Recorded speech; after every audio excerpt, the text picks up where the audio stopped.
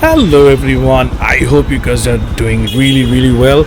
গতকালকে যারা ভিডিও দেখছো যে আমার Yamaha FZS FI hybrid 200 kilometre running এবং অনলি 3 মাসের মাথায় টাঙ্কি ডিকচিক হয়ে গেছে। দ্যাট মিনস মরিচা ধরছে। তো যাই হোক, সার্ভিস সেন্টারের সাথে কথা বলে এখন যাচ্ছি অথরাইজ সার্ভিস সেন্টারে, যে তারা কি জাদুটনা করবে নাকি আমাকেই জাদুটনা করবে সেটা জানার জন্য যাচ্ছি। So let's go. আমার কি আর জরুরি কাজ? জরুরি হচ্ছে যে টেসলা, ডাইনে টেসলা, বামে টেসলা, পিছে টেসলা, আগে টেসলা, খালি টেসলার রাস্তায় চলে আসছি আমি।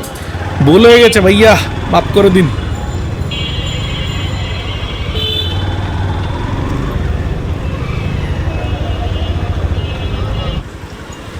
কিছু দূর যাওয়ার পরে দেখি যে ভাই আমরা তো কানা বুথে ধরছে, আমি রাস্তা ভুলে গেছি। গতবার যখন সার্ভিসিংয়ে আসছিলাম একবারই আসছি, এরপরে এখন আর মনে পড়তেছে না, তাই পকেট থেকে ফোন বাইর করতেছি। ফোন বাইর করে দেখি কী অবস্থা।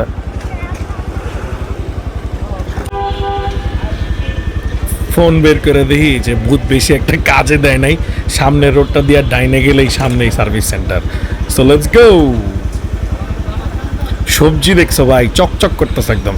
আমার আম্মু এলাকে তাই দাঁড়া 2 কেজি টমেটো লয়ে লই।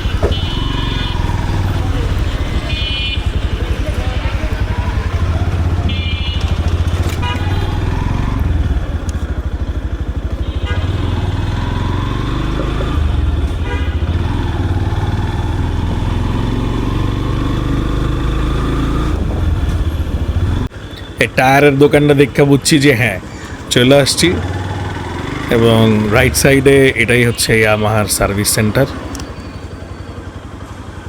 তাই টেসলার দিকে খেয়াল করে সোজা, আজকে কপাল খুব ভালো ফাঁকা ছিল।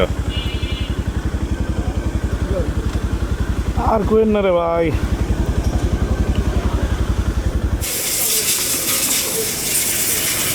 আবার চাবিও মানে জ্যাম, প্রচুর জ্যাম।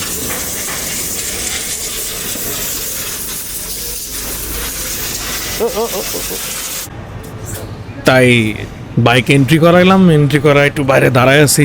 সব হেভি সব বাইক এমটি সব নিয়ে মানুষজন আসছে। তো যাই হোক, দাঁড়ায় থাকার কিছুক্ষণ পরেই সিরিয়াল আসলো। আপনারা একটা জিনিস চিন্তা করে দেখেন, যারা বলেন যে 200-500 কিলো পরে মোবিল চেঞ্জ করেন, ভাই 200 কিলো চালানোর পর মোবিল ঘুরে শরবত হয়ে গেছে। এমন হইতেছে যে মোবিলেরই পেট খারাপ হয়েছে। কি একটা অবস্থা, পানির মতো বেরোচ্ছে পানি। তো এই সুযোগে 200 কিলোমিটার প্লাস চলার সুযোগেই গাড়ির মোবিলটা চেঞ্জ করে ফেললাম ফিল্টার সহ। আর তারা আমারে কি সলিউশন দিল এটা আমি আপনাদের যাইতে বলতেছি। না এখন আর নিচ্ছি না। কত করে প্রাইস ভাইয়া? হ্যাঁ 1000 খানেক পড়বে আর কি, মানে ওইটাই যে এই যে এখানে লাগানো যায়। হ্যাঁ বুঝতে পারছি, দেখি আসবো না।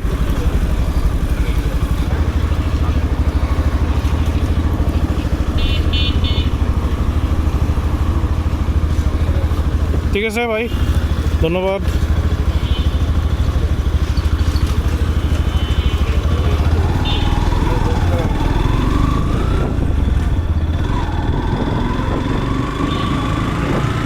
Wow, lovely sky guys.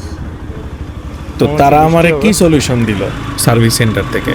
তারা আমাকে যে সলিউশনটা দিল সেটা হচ্ছে, যেই জায়গাটা মরিচা পড়ছে একদম অয়েল ট্যাঙ্কের ক্যাপের নিচে, সেখানে একটু মোবিল দিয়ে ঘষে জাস্ট লাগাই দিল, ঘষে নাই, মোবিল দিয়ে দিছে। আর আমাকে বলা হয়েছে যে চাবিটা জ্যাম হয়েছে, ওখানে যেন আমি একটু নারিকেল তেল দেই, প্যারাশুট। আর দ্বিতীয় হচ্ছে ওই টাঙ্কির যেই জায়গাগুলো মরিচা ধরছে বা মরিচাটা শুরু হয়েছে, ওখানে যেন আমি একটু নারিকেল তেল দিয়ে মুছে দেই, যাতে মরিচাটা না ছড়ায় বা না হয়। তো যাই হোক, তো পরে ভিতরে সার্ভিস সেন্টারে যারা ছিল অনেকের সাথে কথা বললাম।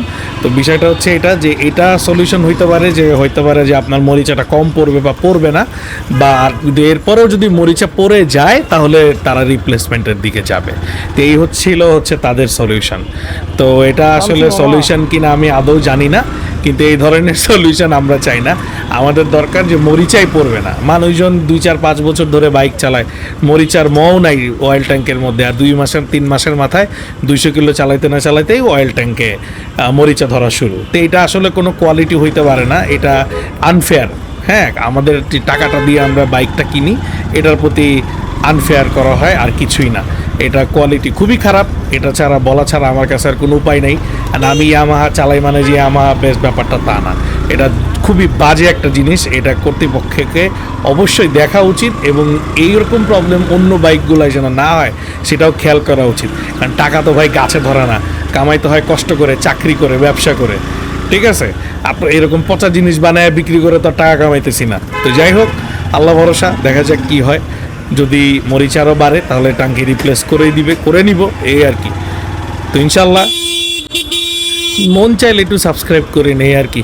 আল্লাহ হাফেজ।